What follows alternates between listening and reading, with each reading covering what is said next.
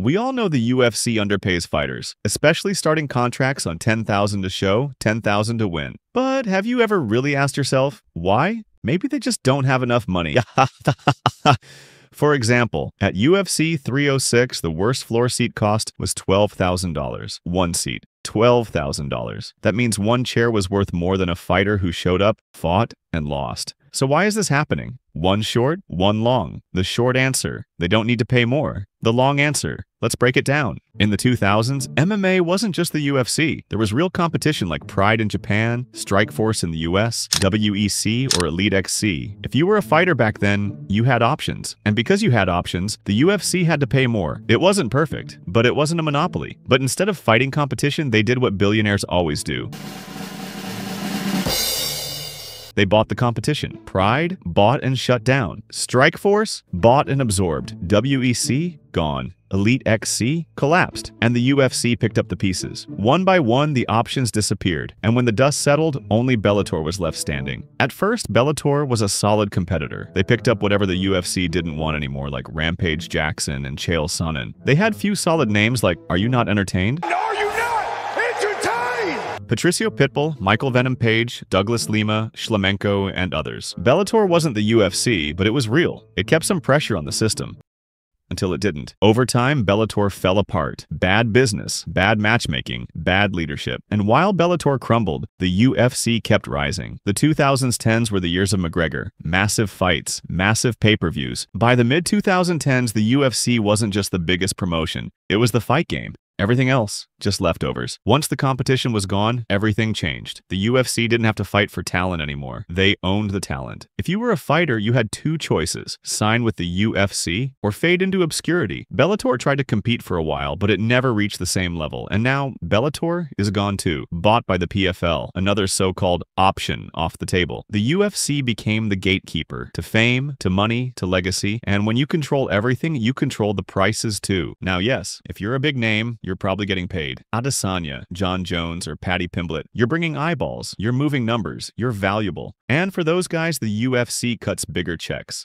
As they should. But for the rest, for the guys trying to break through, the starting pay is the same garbage it's been for over a decade. 10 and 10, since at least 2010. And the $50,000 bonus, same as it was back in the Brock Lesnar days. Meanwhile, the UFC's business exploded. The pay-per-view prices went up, the gate numbers tripled, and Dana White can't stop talking about how he's breaking all the gate records. The gate was 11.5 million.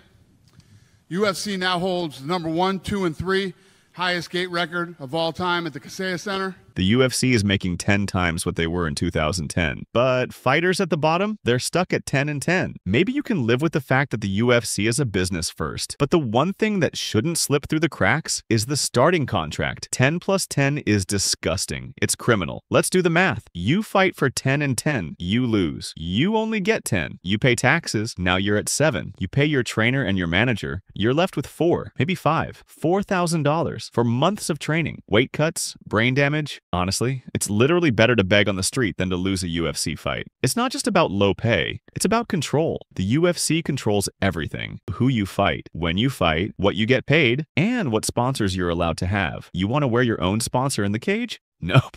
Only UFC-approved logos. And guess who gets the check? Not you. Remember when fighters could earn real sponsor money? 5 figures, 6 figures. Now they get a tiered bonus based on how many UFC fights they've had. And it's not just sponsors. The UFC controls pay-per-view money too. You'd think if you're a champion, you got, let's say, $2 per pay-per-view buy, and your fight sells 1 million pay-per-views, $2 million, right? Nope. Here's how it actually works. From 0 to 500,000 buys, you only get $1 per buy. From 500,000 to 750,000, you get $1.50. Only after that, from 750 to 1 million, you get $2 per buy. So instead of getting $2 million, you get $1,375,000. So even if you sell out the arena, you're still getting scaled percentages like it's a phone data plan. And here's the thing, you can't complain, you can't speak out, because if you do, you might never get booked again.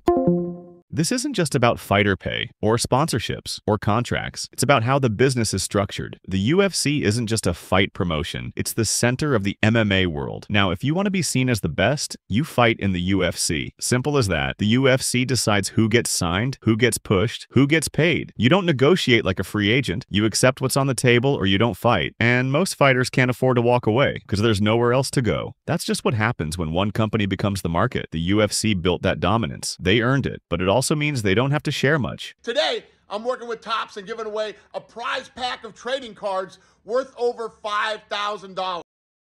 Maybe this is just how the fight business works. If you don't like it, there's a simple solution to this problem.